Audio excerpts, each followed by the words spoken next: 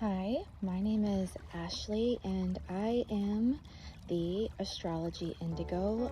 I am here to do some videos and some cleansing on weekly transits and in astrology, and also do some reiki to follow up. So I thought we could start with doing some cleansing. I got some sage here. I've got a couple crystals. I've got a deck of cards.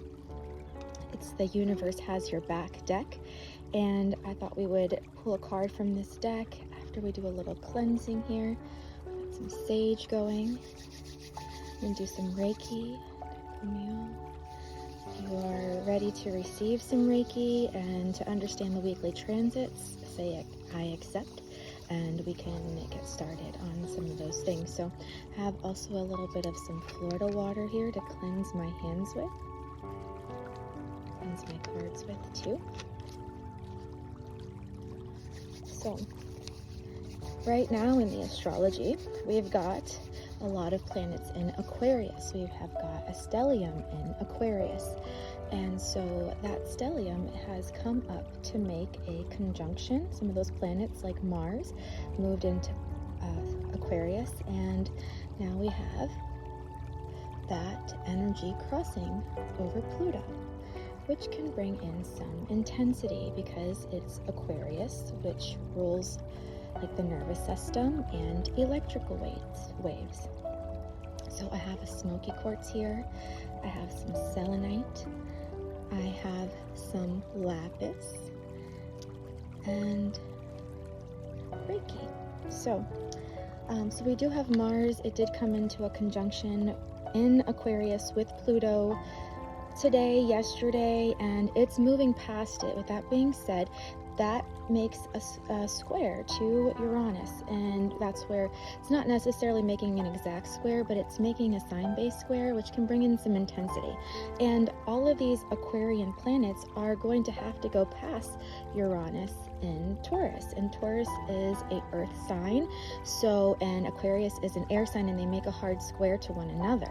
And so the feelings that you could be having is some kind of friction, some kind of electricity, some kind of spiking, almost like an electrical box would do. Like you just feel like somebody or something could trigger you in some way to want to react. There could be some energy this week because we also have the moon squaring some planets this week too. We have Mercury, we have in the Aquarian stellium, let's go back. In the Aquarian stellium, we have Mercury, Mars, Venus, which Venus goes into Aquarius on the 16th, and it makes also a conjunction with Pluto this week. So that's about our money and our resources. So I also have my money manifestor here. I have some citrine so that we can pull in and hold on to our money and our properties, and I have some malachite, which helps us keep it. And so that's here, part of the little energy grid that I made. And I have this little stone that also brings in, it says clarity. My daughter found this stone in Sedona, Arizona. And so we have that going on this week. We have squares from the moon, which is going to come into a conjunction with Uranus this week. So the moon is moving into Taurus, and it's going to, which also rules our emotions, and it's going to come into that conjunction with Uranus, and it's going to make the squares to all these Aquarian placements. So the question is, like, where is it that we are seeking freedom when it comes to our monetary things, when it comes to our love? But more, it has to do with, like, I've seen it having to do a lot more with our monetary things. Where have shocking surprises come in that have to do with your money or your love life?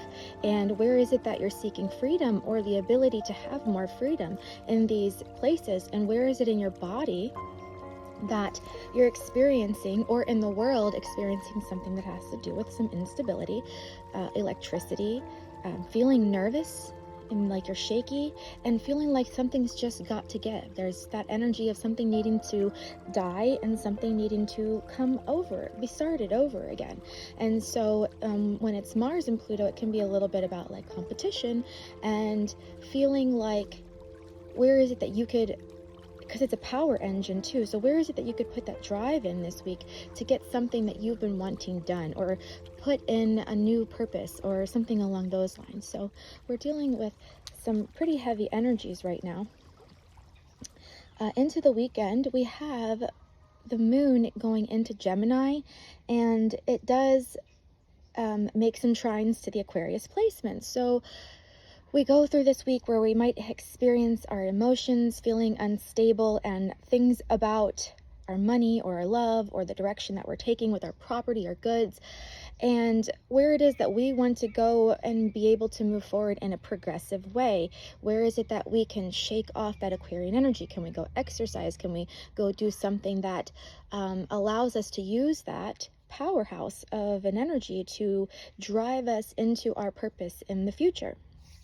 And so let's draw a card first and see what the card says.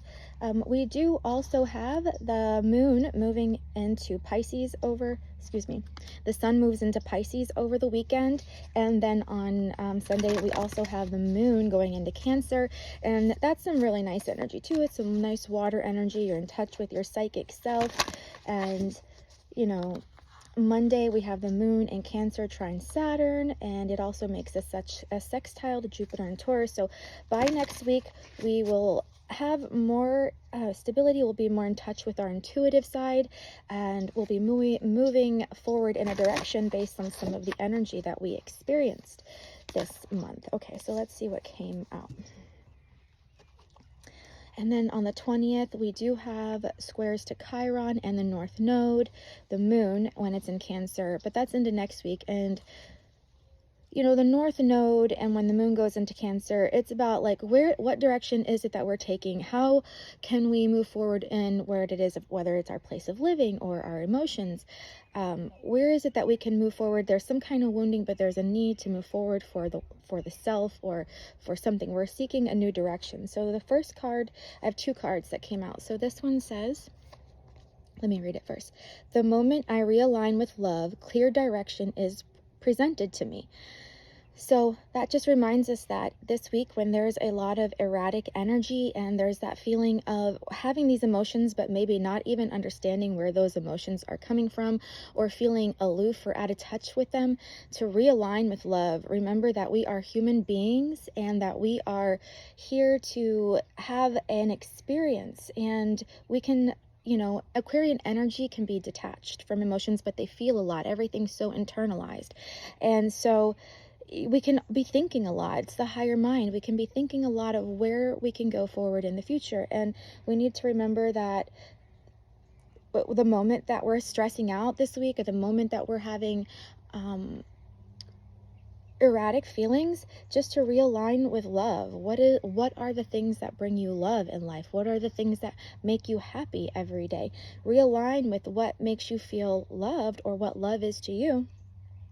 And your direction will be clear. And that's what this energy is about. It's about, where is it that we can, you know, get in touch with our inner self and move forward. Let's see what the next card says.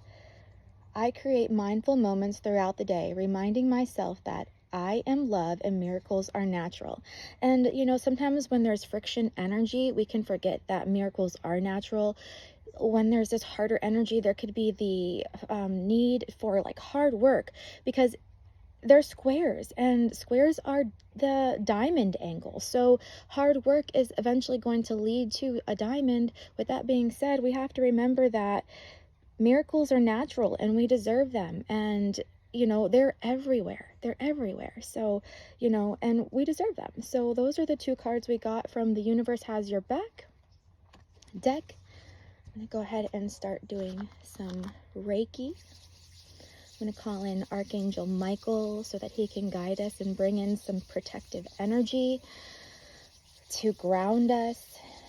I want you to imagine roots growing down from your feet. We're going to use the smoky quartz so that we can realign all your chakras. Start with, I also am a Reiki master teacher. I am a massage therapist, and I'm also an astrologer.